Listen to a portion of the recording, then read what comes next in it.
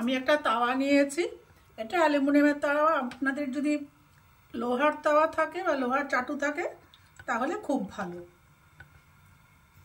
তেল গরম হয়ে গেছে, আমি দিয়ে দিয়েছি একটা আস্ত রসুন, টমেটো,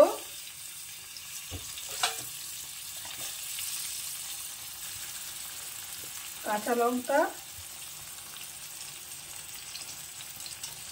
আর দিচ্ছি দুটো শুকনো লঙ্কা। এইগুলো আমি ঢাকা দিয়ে দিয়ে পুড়িয়ে নেব। মিনিট 2-3 পর আমি এগুলোকে উল্টে দেব।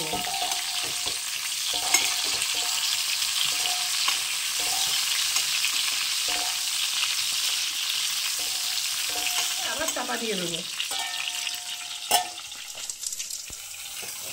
হয়ে গেছে, এবার এটাকে নামিয়ে আমি ঠান্ডা হতে দেবো। মোটামুটি ঠান্ডা হয়ে গেছে, এবার আমি রসুনের কোয়াগুলো ছাড়িয়ে নেব। কিভাবে? একদম সোজাই, এরকম করে একটুখানি তুললেই রসুনের ভিতরে কোয়াটা ছাড়িয়ে আসবে। এরকম করে রসুনের কোয়াগুলো সবকটা ছাড়িয়ে নেব। রসুনের খোসাগুলো সব ছাড়িয়ে নিয়েছি। এবার এইটা দিয়ে আমি সব এরকম, আপনারা এটা হাত দিয়েও করতে পারেন, বাড়িতে যখন নিজেরা খাবেন হাত দিয়েও করে নিতে পারেন।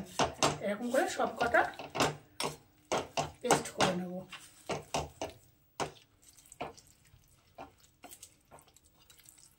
কড়াইতে সরষের তেল গরম করে নিয়েছি, এবার ট্যাংরা মাছগুলো ভেজে নেব।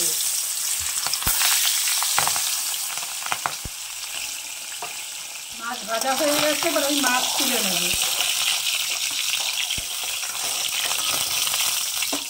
এই মাছ ভাজা তেলেই আমি ফোড়নে দিয়ে দিচ্ছি কালো জিরা, আর সাথে দিচ্ছি একটু পেঁয়াজ।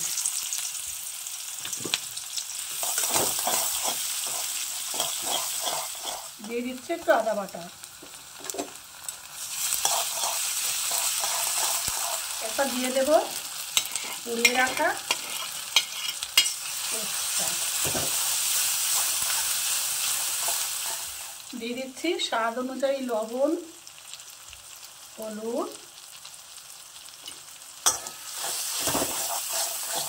কালারের জন্য দিয়ে দিচ্ছি কাশ্মীরি লঙ্কার গুঁড়ো।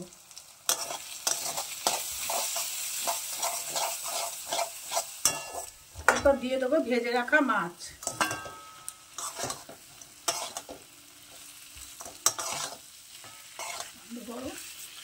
দিয়ে দেবো 1/2 কাপ মতো জল। এটা যেহেতু ঝাল রান্না হবে, বেশি জল দেব না।